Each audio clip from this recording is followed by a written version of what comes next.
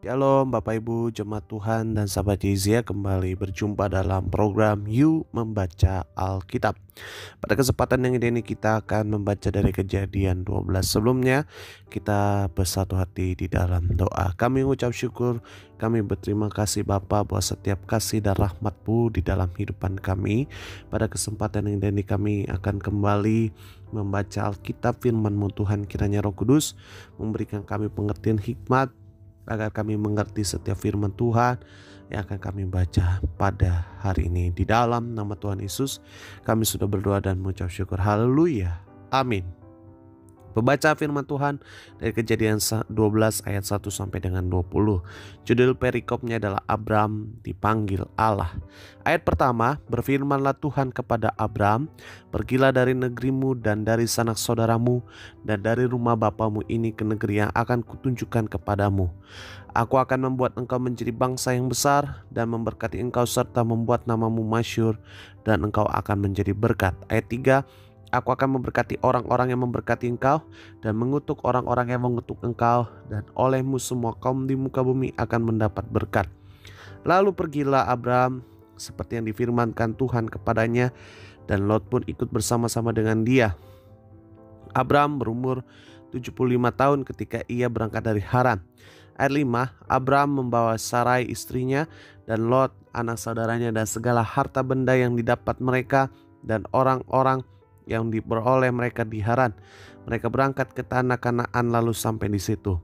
Abram berjalan melalui negeri itu sampai ke suatu tempat dekat Sikem, yakni pohon terbatin di Mor. Waktu itu orang Kanaan diam di negeri itu. Ayat 7, ketika itu Tuhan menampakkan diri kepada Abram dan berfirman, aku akan memberkati negeri ini kepada keturunanmu. Maka didirikannya di situ mezbah bagi Tuhan yang telah menampakkan diri kepadanya. Ayat 8, kemudian ia pindah dari situ ke pegunungan di sebelah timur Betel. Ia memasang kemahnya dengan Betel di sebelah barat dan Ai di sebelah timur.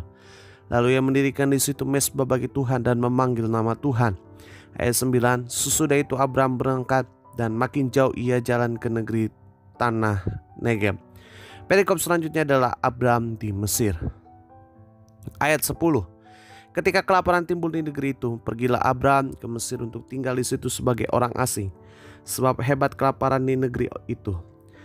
Pada waktu ia akan masuk ke negeri Mesir, berkatalah ia kepada Sarai istrinya, memang aku tahu bahwa engkau adalah seorang perempuan yang cantik parasnya.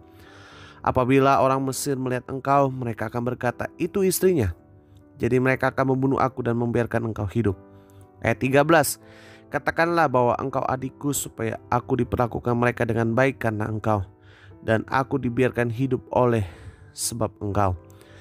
Sesudah Abram masuk ke Mesir, orang Mesir itu melihat bahwa perempuan itu sangat cantik.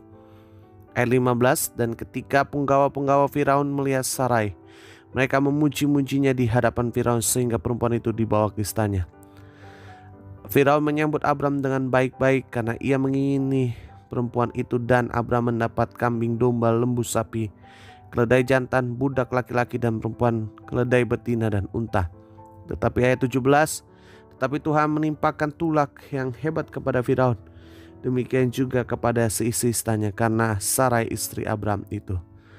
Lalu Firaun memanggil Abram serta berkata, apakah yang kau perbuat ini terhadap aku? Mengapa tidak kau beritahukan bahwa ia istrimu? Mengapa engkau katakan dia adikku sehingga aku mengambilnya menjadi istriku? Sekarang inilah istrimu, ambillah dan pergilah. Ayat 20, lalu Firaun memerintahkan beberapa orang untuk mengantar Abram pergi bersama-sama dengan istrinya dan segala kepunyaannya.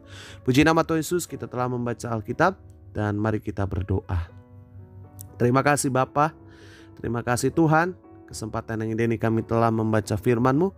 Kiranya setiap firman Tuhan yang kami baca pada kesempatan yang ini tertanam, berakar, bertumbuh dalam kehidupan kami, termeterai dalam loh hati kami. Bahkan Roh Kudus memberikan pengertian kepada kami sehingga kami dapat melakukannya dalam setiap aspek kehidupan kami. Dalam nama Tuhan Yesus kami sudah berdoa mengucap syukur. Haleluya. Amin.